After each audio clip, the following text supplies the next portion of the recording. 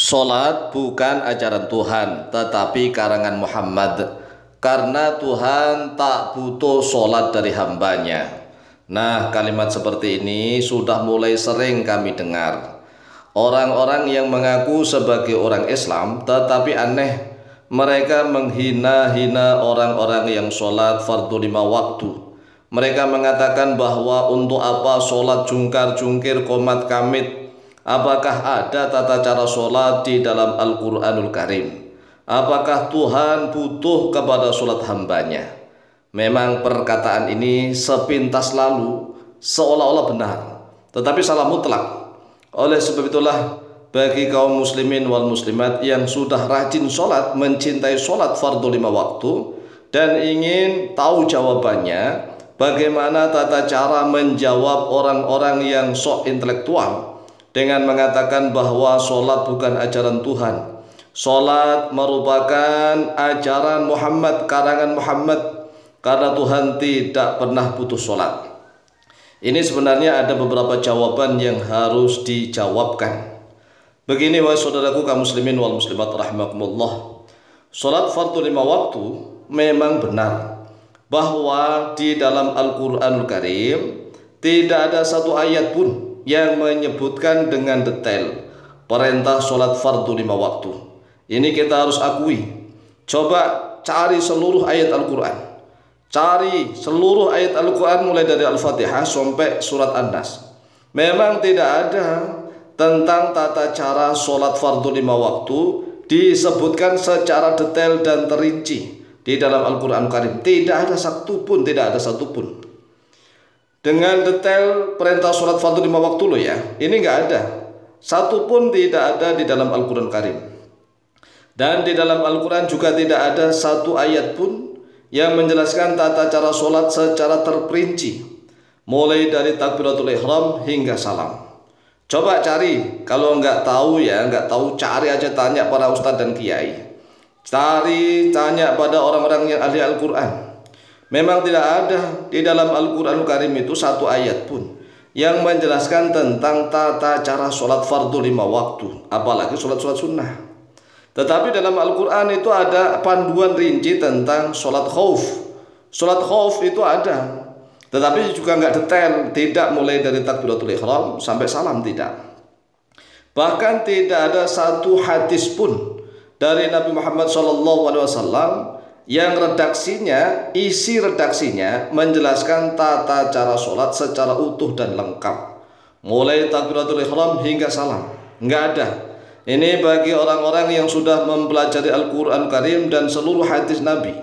Seluruh hadis Nabi mulai dari Al-Kutubus Sittah, mulai dari Sahih Bukhari, Sahih Muslim, Sunan Abi Dawud, At-Tirmidzi, Ibnu Majah dan An-Nasai, serta kitab-kitab hadis yang lainnya, misalnya Al-Musannaf, kemudian kitab Musnad, Musnad Imam Ahmad bin Hanbal, Musnad Imam Syafi'i, Musannaf Abdul Razzaq, Musannaf Ibnu Abi Syaibah, kemudian kitab Al-Mu'jam, Mu'jam At-Tabrani, mulai dari Al-Asghir, Al-Awsat, Al-Kabir, kemudian kitab As-Sunan Al-Kubra miliknya Imam Al-Baihaqi, kemudian kitab Al-Hakim, kitab Al-Mustadrak misalnya, dan kitab-kitab yang lain. Cari, nggak ada satupun satu hadis loh ya, satu hadis yang menerangkan tentang tata cara sholat secara lengkap dan utuh, mulai takbiratul ihram sampai salam. Nggak ada, karena hadis-hadis itu diriwayatkan secara sepotong-sepotong. Nggak ada yang lengkap dan utuh, satu pun tidak ada. Ini setiap umat Islam di Indonesia harus tahu. Jangan kita ngawur. Ya, sholat itu dalam Al-Quran ada, dalam hadis ada, nggak ada. Yang utuh loh ya, utuh. Tata cara sholat sebagaimana kita sholat mulai takbiratul ihram. Setelah takbiratul ihram kita membaca kabiro kalau di Indonesia misalnya. Kemudian setelah itu baca ini sampai salam, nggak ada. Kalau dalam hadis itu diriwayatkan sepotong-sepotong. Tata cara takbiratul ihram, misalnya Rasulullah ngangkat tangan seperti ini. Kemudian cara rukuk Rasulullah seperti ini. Kemudian Rasulullah saat kala membaca istiftah ini yang dibaca misalnya. Itu pun nggak lengkap. Nggak lengkap sehingga menyebabkan para ulama ikhtilaf. Ikhtilaf itu adalah rahmat. Perbedaan pendapat para ulama. Kalau seandainya tata cara sholat itu, misalnya nih, ada satu hadis yang sahih menjelaskan tentang kaifiatus sholat, tata cara sholat lengkap, utuh, ya ulama tidak khilaf, tidak akan berbeda pendapat.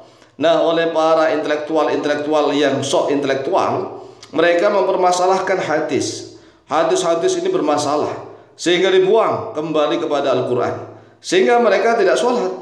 Karena mereka tidak sholat, maka kita akan menjawabnya. Kemudian karena mereka tidak sholat, kemudian selanjutnya mereka menghina-hina orang yang sholat, maka inilah jawaban kami. Karena tata cara sholat diajarkan langsung. Perhatikan, tata cara sholat itu diajarkan langsung dari malaikat Jibril kepada Nabi Muhammad SAW.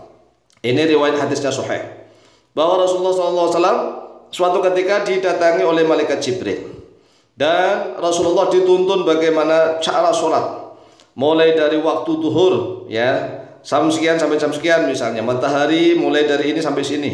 Kemudian setelah itu asar, setelah itu maghrib, setelah itu isya, setelah itu subuh. Ini tata cara sholatnya, mulai gerakannya sampai waktunya ditunjukkan oleh malaikat Jibril. Kemudian beliau Rasulullah SAW mengajarkan tata cara sholat dan juga termasuk waktu-waktunya ini kepada para sahabat beliau. Kemudian para sahabat Nabi Muhammad SAW mengajarkan ajaran tata cara sholat itu, yang diajarkan langsung secara turun-temurun melalui sanad guru yang bersambung sampai kepada Nabi Muhammad SAW. Jadi jawabannya jelas. Kita bisa sholat saat ini, waktu duhur ini mulai ini sampai ini, kemudian asar mulai ini sampai ini, maghrib mulai ini sampai ini, isya mulai ini sampai ini, subuh mulai ini sampai ini. Kemudian cara kita takbiratul ihram, kemudian sampai ruku, sujud dan salam. Itu kita bisa belajar sholat seperti itu karena kita diajari oleh guru kita. Iya atau tidak? Kita diajari oleh guru kita. Kemudian guru kita dari mana? Dari gurunya.